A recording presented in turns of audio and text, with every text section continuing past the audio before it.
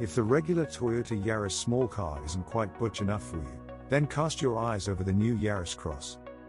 It's effectively the exact same car as the regular hatchback, only it's been given a bit of extra rough and tumble small SUV appeal to make it taller in stature and a bit longer nose to tail. You could think of it like a standard Yaris that's been heading down the gym for an intense workout session. One thing those cars all bring to the table is their distinctive styling, so it's good to see that the Yaris Cross doesn't fall short in this department. Looks-wise, it's clearly related to the regular Yaris, particularly when viewed from behind, but its jumped-up ride height and plastic cladding around the bumpers give it a touch more presence and visual clout. It's a bit more roughy-tufty than the standard Yaris, but it's still a good-looking little car. That good design form continues on the inside, too. The models we have driven so far all featured plenty of squidgy, soft-touch plastics that look smart and feel great. In classic Toyota fashion, everything feels solidly screwed together too. You sit in a perched position with a good view out, in seats that are comfortable and snug-fitting. Although you don't have the option of spexing electrically adjustable seats, it's still easy to get settled in behind the wheel. Space is a bit tight in the back, headroom-wise, you certainly won't feel like you're sat in church, but there's enough room for two taller adults to sit in reasonable comfort. The Toyota's boot is up to 397 liters in capacity with the rear seats in place, so it's bigger than a Vauxhall Mokka's, but smaller than a Peugeot 2008's. Still, a flat floor with no lip makes it easy to load and unload, and a configurable boot floor brings a handy level of versatility too. And as for engines? Well, the Yaris Cross is only available with a single 1.5-liter petrol-electric hybrid powertrain, which develops a respectable 114 horsepower and drives the front wheels through an easygoing automatic CVT transmission. Four-wheel drive is available too. Performance isn't especially brisk, 0 to 62 miles per hour takes 11.2 seconds, but the electric motor gives the Yaris Cross a useful accelerative boost at low speeds, so you'll easily keep pace with the traffic around town. And because it can run for very short periods of time on electricity alone, the Yaris Cross is exceptionally fuel efficient. We saw 60 miles per gallon during our time with the car. It grips well through corners too, and doesn't roll about too much at all when you press on a bit. You wouldn't call it a particularly fun car to drive, but then entertainment value isn't really what these sorts of cars are all about anyway. Instead, the Yaris Cross focuses on being a handsome, reasonably practical, easy driving and extremely economical small SUV.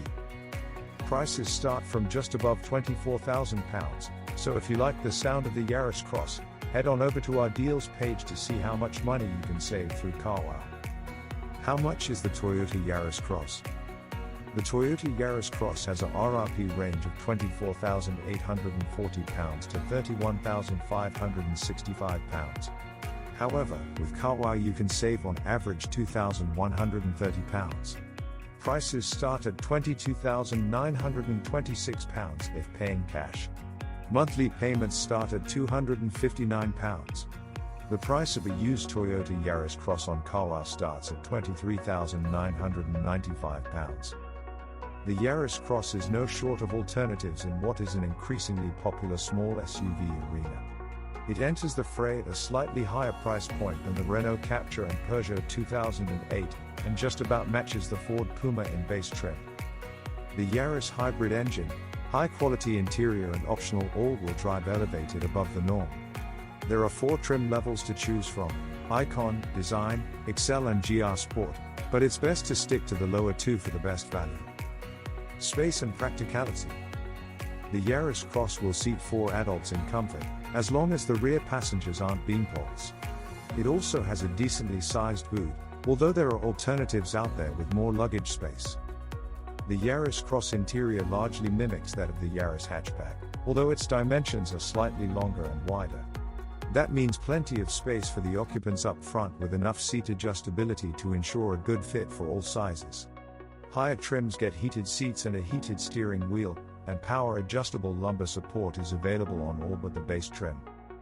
Storage space is decent, with a pair of door bins that will take small water bottles and a set of cup holders between the front seats.